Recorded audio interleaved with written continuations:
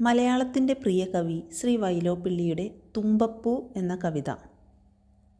ഓണപ്പൂക്കളിൽ ഏറ്റവും പ്രാധാന്യമേറിയ പൂവാണ് തുമ്പപ്പൂവ്. തുമ്പപ്പൂവിന് ഇത്രയേറെ പ്രാധാന്യം എങ്ങനെ കൈവന്നു എന്ന് കവിതയിൽ വിവരിക്കുന്നു.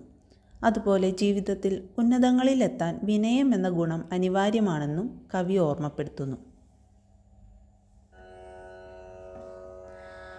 മാനിച്ചോരോ മലരുകൾ ചെന്നു മാബലിദേവനെ എതിരേൽക്കാൻ, തങ്കച്ചാറിൽ തനുമിന്നും പടിമുങ്ങിച്ചെന്നോ മുക്കൂറ്റി.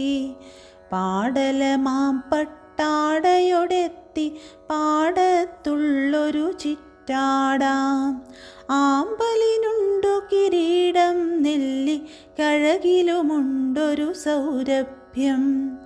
കരൾ കവരുന്നൊരു നിറമോ മണമോ കണി കാണാത്തൊരു തുമ്പപ്പൂ, വ്രീളയൊതുക്കിയണഞ്ഞു കാലടി പോലെ ഇരിക്കും തുമ്പപ്പൂ. ദേവൻ കനിവൊടു നറുമുക്കുറ്റി പൂവിനെയൊന്നു കടാക്ഷിച്ചു, കുതുകാൽ തടവി ചിറ്റാടപ്പൂ കൂടുതലൊന്നു തൊടുപ്പിച്ചു. ആമ്പലിനേകി പുഞ്ചിരി നെല്ലി പൂൺപിനെയമ്പൊടു ചുംബിച്ചു. പാവം തുമ്പയെ വാരിയെടുത്തത ദേവൻ വച്ചു മൂർധാവിൽ.